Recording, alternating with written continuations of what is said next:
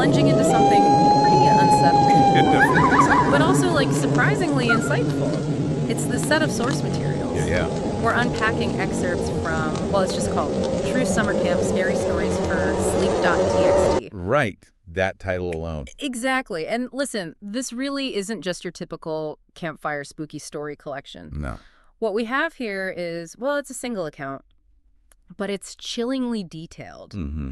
And it seems to reveal something, well, more insidious than just a ghost story. There's like a mechanism here, predatory almost. And that's what's really grabbed me about this one. You start peeling back the layers, and it moves way beyond simple, folklore. It suggests something deeper. Psychological, maybe? A kind of trap. A trap book. Yeah, and we're going to explore how the specifics in this account really illuminate what this place actually is. Okay, let's get into it then. The story centers on Camp Echo Pines, deep in the Appalachian woods. Sounds classic, doesn't it? Yeah. It's totally beautiful lake, rustic cabins, the whole picture. The perfect summer camp vibe. Until you hear the rule. There was always this one rule, casting a shadow, never go near cabin 6 after midnight. Oof.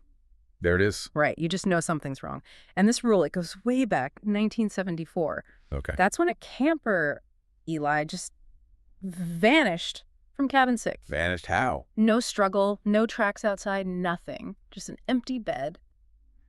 And the sheets were apparently still warm. Still warm. Wow. Never found. Imagine being the staff there, the horror. And straight away, that's not a simple disappearance, is it? No. No struggle, warm sheets. It feels less chaotic, more deliberate, Yeah. active, maybe manipulative, not just a residual. Exactly. And right after that, things started happening in cabin 6. When people were still using it. Yeah, before they stopped assigning kids there, campers reported whispers under the bed, tapping on the windows, but from the inside. From the inside. Okay, that's different. And feeling cold fingers brush their faces while they slept. Ugh. And here's the really weird part. Even with all that, the directors refused to tear the cabin down. They didn't. Nope. Just stopped assigning campers to it, which is baffling, isn't it? It really is. Yeah. It's like denial. Or maybe they knew deep down tearing it down wouldn't fix it. Maybe. Like, the problem wasn't the wooden nails. Right. Something tied to the place. Something you can't just demolish. So our narrator, they're 16, a junior counselor, started off a total skeptic. Probably heard all the stories, thought it was just talk. Exactly. But then they had their own experience. One night, walking past cabin 6, the doors opened. It's open. Yeah. And the air around it felt thick and still. That's how they put it. Like the woods were holding their breath. Atmospheric. And here's where it gets really strange. Yeah. They felt this pull, mentally pulled towards the cabin. Not just curious, but pulled. Yeah. And their flashlight started flickering, fingers trembling, almost like it wasn't entirely their own choice to get closer. Okay, that's significant. The feeling of being pulled, the light flickering. It is like the entity is already interacting psychically, maybe. So they go inside, or at least step into the doorway. Brave. Or maybe not so brave, given the pull. Right. Inside. Dust everywhere. Empty bunks, an old mattress, one locker, standard abandoned cabin stuff. And then a kid's whisper. Small and clear. Right behind them. What did it say? I can't find my way back. Oh, wow. Instantly, the air gets freezing cold, like 10 degrees colder. They could see their breath. A classic sign, that temperature drop. Something cold brushed their hair. Okay, physical contact, too. That's when they ran.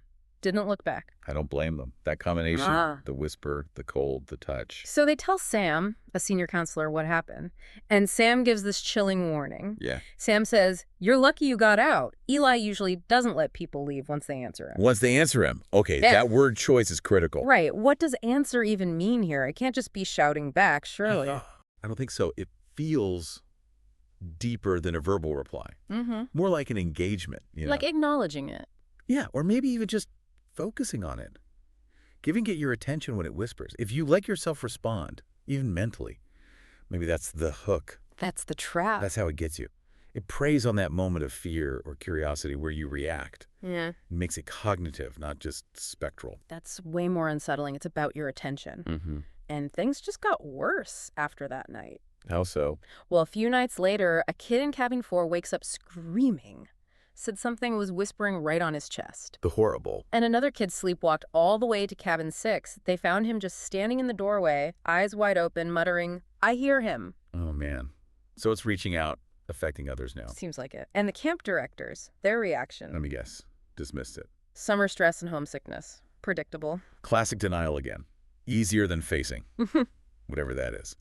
But still, they didn't tear it down. Still didn't. Which brings us to the narrators last night there. It's late, like 1:30 a.m., cabin check. Okay. And cabin 6, doors open again. Of course it is. Against every single instinct. They go to close it, just shut the door. Oh, no, don't go in. They step just inside the threshold. Door slams shut right behind them. Yep, trapped. Flashlight dies. Total, complete blackness. Oh, that's terrifying. Cold breath on their neck. Raspy. And a voice. "You came back." Chilling. Absolutely chilling. They screamed, bolted, somehow fumbled the door open and just ran. Ran until they collapsed somewhere else on the grounds, shaking. A lucky escape. A very lucky escape. Camp closed early after that. Unexplained incidents, maybe? You'd think so. And then 2 nights after camp closed, another counselor went missing. Another one. Yeah. Official story was she just ran off. Quit. But the narrator doesn't believe that. No. Their conviction. She answered him. Answered him. Wow. So now, cabin 6 is boarded up. Finally. But the narrator believes Eli, or whatever it is still looking for someone to help him find his way back. A grim ending to that summer. Yeah. But it sounds like not the end of the story. Not at all. That first summer was just the start. The real horror kind of festered. Festered? Yeah. For 2 years, the narrator stayed away. But the trauma didn't leave. It showed up in dreams. Nightmares about the cab. Very specific ones. They'd wake up, heart pounding, always at exactly 1:17 a.m. 117. That's oddly specific. Isn't it? And in the dream, the door to cabin 6 would creak open. A pale hand reaches out, and the whisper, "They won't let me leave." They, not I. They, plural. That's important later. Okay. So what makes them go back after 2 years? This envelope arrives. An envelope. Yeah. Crumpled, no return address, sealed with wax, old school creepy. What's inside? A photo. Black and white Polaroid of cabin 6. Okay. But standing in front of it are 3 blurred figures, like children. 3. Not just Eli. And on the back, shaky handwriting. They're not just lost, they're trapped. Whoa. Okay, that definitely raises the stakes. And the mystery. Totally. Send Yes. They connect with Riley, an old camper from that summer. And Riley drops a bombshell. What did she say? She says she actually saw Eli that summer, before the narrator's big escape. Saw him where? Standing at the edge of the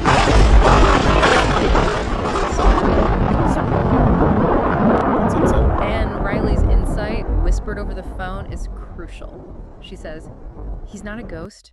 He's something else. Something that feeds on memory." Feeds on memory. What does that even mean? That's abstract but terrifying. Right. It suggests something parasitic, almost. Not just haunting, but consuming something intangible. So it's not about remembering Eli, maybe? Is it about forgetting the danger? Forgetting the warnings? Maybe forgetting the victims themselves? Letting them fade? That fits with the note Riley sends later, doesn't it? Yeah. They feed on what you forget. That's how they stay. So the entity, or entities, they weaken if remembered, strengthen if neglected. Seems like it. It's not physical food, but remembrance, attention. Its power source is our neglect. Wow. Think of it like a dark echo. It needs the silence of forgetting to get louder or stronger. You keep remembering, keep telling the story. Maybe it keeps it weaker. So forgetting is literally feeding it, making it stronger. That seems to be the implication. Neglect is its weapon. Armed with this really disturbing idea, the narrator goes back. Back to Echo Pines after 2 years. Yeah. The place is abandoned now. Nature taking over. Moss, vines. As you expect. But cabin 6, it stands there, untouched, still, waiting. Like it's preserved, separate from the decay. Exactly. They bring gear this time. Camera, flashlight, handheld recorder. Going prepared. Smart. Steps inside cabin 6 again. It's colder, even colder than before. And time feels thick, like wading through something. That feeling again. Viscous time. And then the recorder crackles on. By itself. Didn't press record. Oh, great. EVPs without even trying. And it utters, just faintly, "Please help me." Just like Eli's whisper. Then they shine the light towards the back. And this is where it gets really weird. Okay. There are now 4 bunk beds inside. 4. Wasn't it 3 before? Or just empty bunks? The text implies it was just empty bunks before, but now there are 4 distinct beds. One more than the figures in the photo. So something's growing or accumulating. And the 4th bunk? It's made. Sheets tucked in, like someone's expected. Okay, that's deeply unsettling. A freshly made bed in that place. As the narrator steps closer to look, something grabs their ankle, hard. What, physical again? They pull free, shine the light down, and there's a handprint in the dust on the floor. Perfectly clear, child size. A child's handprint. Confirming the presence, the physicality, Yeah. and the accumulation. 4 beds, 3 figures in photo. Maybe the handprint belongs to the new one. Could be. But then, blackout. Again. Flashlight flickers like crazy, then just dies. Total darkness. And then They wake up outside the cabin. Just outside. No memory of getting there. Camera's broken. Recorder. Gone. gone. The entity took it. Seems like it. But something was left behind. In their pocket. What? A note. Folded, dirt smudged. Let me guess. From Riley. Yep. It reads, "They feed on what you forget. That's how they stay. Don't forget us." Signed, Riley. Don't forget us. Plural again. The trapped ones. And here's the kicker. The narrator hadn't told Riley they were going back to the camp. So Riley just knew how. Wait, what does that imply about Riley? Is she connected somehow? Still. It suggests she's more than just a witness, doesn't it? Maybe she's still sensitive to it, affected by it. Or maybe she has some deeper understanding, almost intuitive, about how this trap works. She understands the mechanism. Intimately. Like someone who's been very, very close to it. Or maybe still is. Okay, so let's try and piece this all together. What is Camp Echo Pines? Well, it's clearly not just a haunted place in the usual sense. Yeah. Not just a lingering ghost. Yeah. It feels like a trap. A sophisticated one. Using the cabin as bait. Exactly. Using the voices of the lost Eli, the others, to lure you in. And its purpose. Seems to be about waiting. Yeah. Waiting for you to forget them. The victims. The danger. And if you do forget. It takes you to. That's the implication. Yeah. You become one of the forgotten ones. Part of the collection. So this forgetting, it's not just memory lapse, like forgetting where you put your keys. No. It feels more profound. It's forgetting the warning.